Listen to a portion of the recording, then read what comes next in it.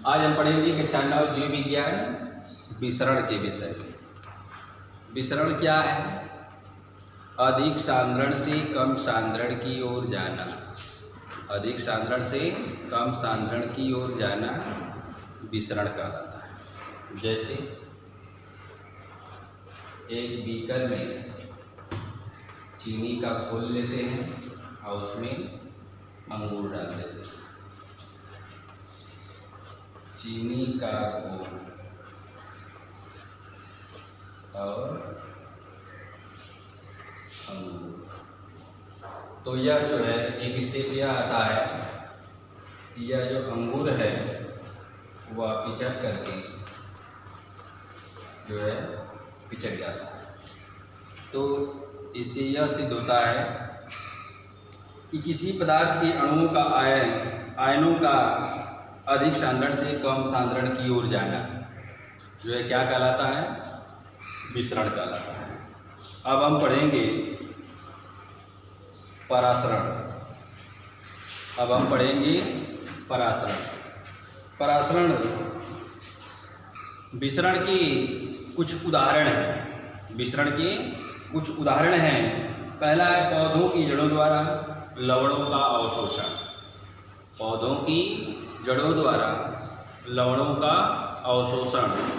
दूसरा है पौधों की कोशिकाओं का एक कोशिकीय जीवधारियों में गैसों कार्बन डाइऑक्साइड तथा ऑक्सीजन का आदान और प्रदान करना। अगला है पौधों में रंध्रों द्वारा जलवाष्प ऑक्सीजन एवं कार्बन डाइऑक्साइड का जो है विसरण होना। यह जो है विसरण के प्रमुख उदाहरण है। अब हम पढ़ेंगे परासरण।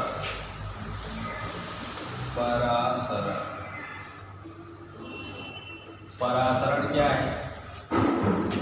परासरण का अर्थ यह है कम सांद्रण से अधिक सांद्रण की ओर जाना। कम सांद्रण से अधिक सांद्रण की ओर जाना परासरण कहलाता है। जैसे किशमिश से अंगूर का बनना। यह जो है एक बीकर लेते हैं, बीकर में जल भर देते हैं और इस जल में किशमिश को डाल देते हैं। ये जल है, यह जो है किशमिश है। तो इस किशमिश को अगर हम जल में डाल देते हैं तो एक समय ऐसा आता है कुछ क्षण के बाद कि यह जो जल में जो किशमिश अंगूर है चिपका हुआ है और फूल करके फिर पुनः अंगूर बन जाता है। यह जो है क्या है? परासरण। विसरण और परासरण। तो हमने जाना विसरण और परासरण।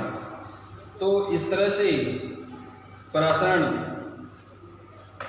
की प्रमुख 3 घटनाएं होती हैं। यह कोशिका का विलयन तनु तथा दूसरा सांद्र हो तो परासरण क्रिया द्वारा जल की गति सांद्र विलयन की ओर होती है। यह जो है इसके परासरण के प्रमुख उदाहरण है। आगे हम पढ़ेंगे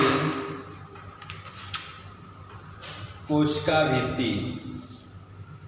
कोशिका भित्ति।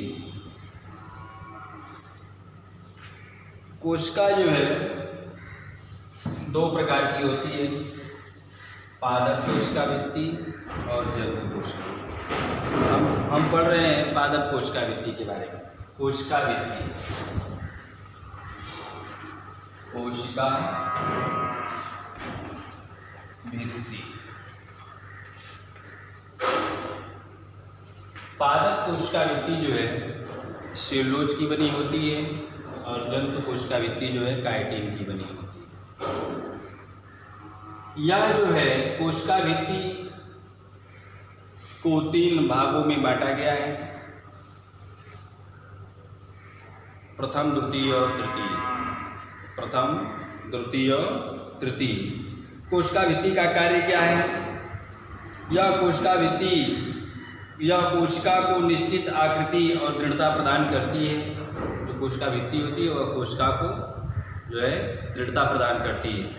और कोशिका भित्ति जगह जगह कोशिका में जो है उनके पौधों में जो है जगह जगह जो है क्या होता है, छिद्र होता है, जिससे गैसों का आदान प्रदान होता है। आगे है, इन तंतुओं को जीवद्रव्य तंतु भी कहते हैं। इन तंतुओं को कोशिका भित्ति को हम जीवद्रव्य जो है तंतु के नाम से जानते हैं। अगला है कोशिका द्रव्य। कोशिका द्रव्य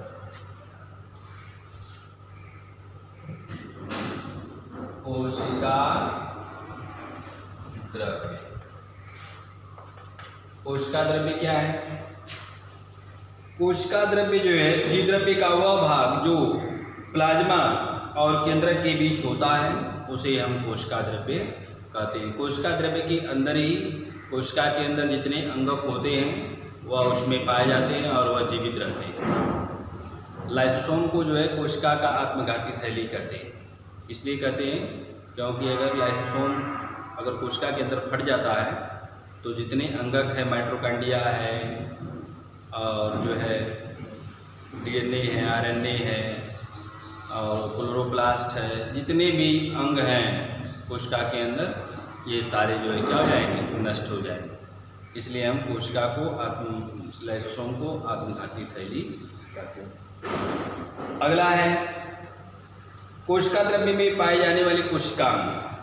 कोशिका द्रव्य में पाए जाने वाले कोशिकांग में पहला क्या है?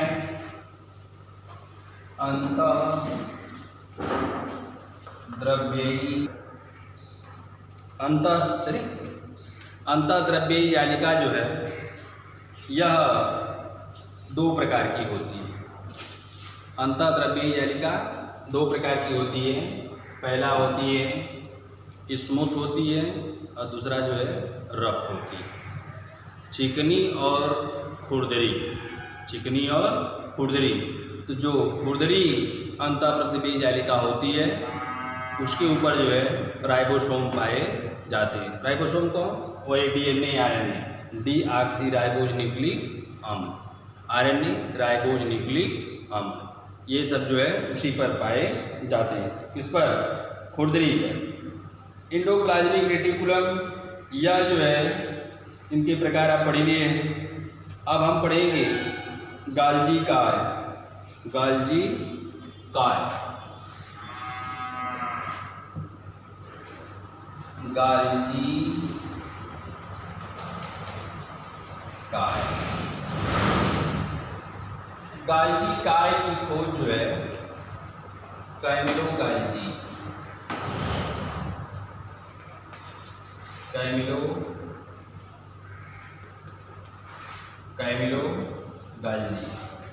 गाल्जी काय की खोज जो है कैमिलो गाल्जी नामक वैज्ञानिक ने की थी। यह जो है कैमिलो गाल्जी जो है 1898 ईस्वी में 1898 ईस्वी में यह गाल्जी काय की खोज कैमिलो गाल्जी ने की थी। यह जो है इसको जो है सभी जंतु कोशिकाओं में गाल्जी काय में 4 से 10 खोखली बेलनाकार मुड़ी हुई चपटी सिस्टर्नी होती है जिसको हम वेसिकल्स कहते हैं, और बड़ी गोल रिक्तिकाएँ होती हैं। बड़ी गोल रिक्तिकाएँ होती हैं जिनको हम सिस्टर्नी के उत्तल समूह पर गाल्जी काय के नए सिस्टर्नी बनते रहते हैं। गाल्जी काय जो है जीवाणु एवं नीले हरे शैवालों में नहीं पाए जाते। गाल्जी काय जो है जीवाणु तथा नीले हरे शैवालों में नहीं पाए जाते। अब गाल्जी काय के कार्य क्या है? गाल्जी काय में ईआर में बने प्रोटीन व एंजाइम का सांद्रण, रूपांतरण व संग्रह होता है। दूसरा, यह कोशिका की सभी स्राव क्रियाओं से संबंधित होती है। अगला है गाल्जी काय से लाइसोसोम का निर्माण होता है। अगला, शुक्र जनन में गाल्जी काय से एक्रोसोम बनता है। इसके आगे, कोशिका विभाजन के समय कोशिका पट्टिका का निर्माण भी गाल्जी काय से ही होता है। ये सब जो है गाल्जी काय के कार्य हैं। कोशिका के सभी स्रावी पदार्थ जैसे गोमूत्र, रेजिन आदि का स्राव भी गाल्जी काय के द्वारा ही होता है। अब हम पढ़ेंगे लाइसोसोम। लाइसोसोम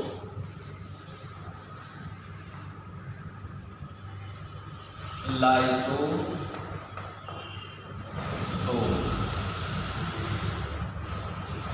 लाइसोसोम की खोज जो है डी डुबे ने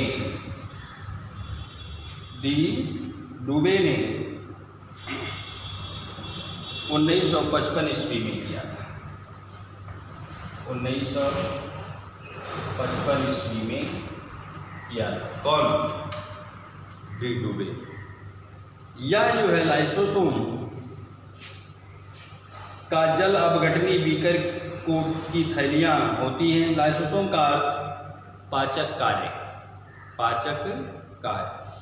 लाइसोसोम का अर्थ होता है पाचक कार्य। यह गोल अथवा अनियमित आकार की पाचन एंजाइम से भरी छोटी छोटी थैलियाँ होती हैं।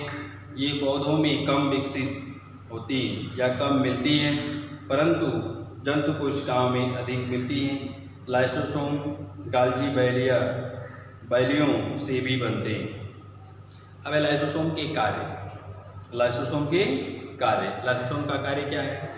पहला कार्य है कोशिका के अंदर पहुंचे हुए खाद्य पदार्थों या वायु पदार्थों का पाचन लाइसोसोम के अंदर होता है। अगला, इसके फटने पर कोशिका का स्वपाचन भी हो जाता है। इस क्रिया को स्वलन या स्वनष्टीकरण भी कहते हैं। अगला है, मृत एवं बीमार कोशिकाओं को लाइसोसोम संलयन द्वारा नष्ट करते हैं। अतः लाइसोसोम को आत्मघाती थैली के नाम से भी जाना जाता है। अब हम पढ़ेंगे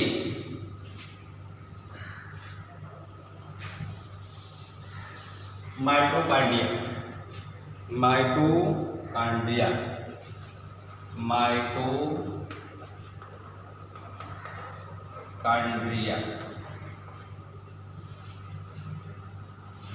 माइटोकॉन्ड्रिया को ऊर्जा का पावर हाउस कहते हैं।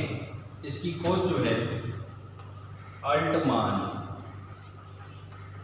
अल्टमान ने 1900 ईस्वी में किया। 1900 ईस्वी में अल्टमान ने माइटोकॉन्ड्रिया की खोज की थी। माइटोकॉन्ड्रिया को ऊर्जा का पावर हाउस कहते हैं। ये कोशिका द्रव्य में छोटे छोटे कणों, तंतुओं, गोलों एवं छड़ों के रूप में पाए जाते हैं। प्रत्येक माइटोकॉन्ड्रिया दोहरी दीवार वाले थैले या फ्लास्क के समान होती है। इसकी दीवार प्लाज्मा झिल्लियों के समान वसा और प्रोटीन से बनी त्रिस्तरीय यूनिट मेम्ब्रेन से बनी होती है। दोनों दीवारों के बीच के स्थान को वाह्य कक्ष कहते हैं। बाहरी दीवार समतल होती है और भीतरी दीवार माइटोकॉन्ड्रिया की भीतरी गुहा में अंगुली सदृश उभारों का रूप से निकली रहती है। इन उभारों को क्रिस्टी के नाम से जाना जाता है। तो इस तरह से यह जो है माइटोकॉन्ड्रिया में ऊर्जा मुक्त होती है, या इसको हम इस तरह से कह लेंगे, माइटोकॉन्ड्रिया को ऊर्जा का पावर हाउस कहते हैं। माइटोकॉन्ड्रिया का कार्य क्या है? माइटोकॉन्ड्रिया के भीतर खाद्य पदार्थों का ऑक्सीकरण होता है, जिससे ऊर्जा मुक्त होती है। यह ऊर्जा एटीपी नामक ऊर्जा युक्त यौगिक से बंधन कर ली जाती है। एटीपी अभी बात आई है।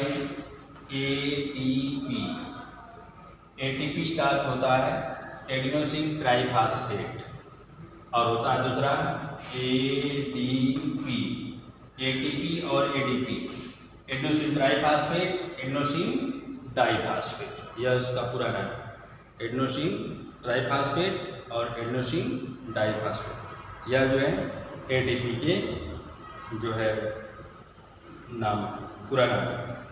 माइटोकॉन्ड्रिया की संख्या सक्रिय कोशिकाओं जैसे पेशी कोशिका, तंत्रिका कोशिकाओं में अधिक पाई जाती है। यह जो है हम पढ़ लिए माइटोकॉन्ड्रिया के कार्य के बारे में। हमने आज पढ़ा है परासरण मिश्रण, लाइसोसोम, माइटोकॉन्ड्रिया और कोशिका वृत्ति के बारे में। अब हम अगली वीडियो में पढ़ेंगे हरित लवक के बारे में। धन्यवाद।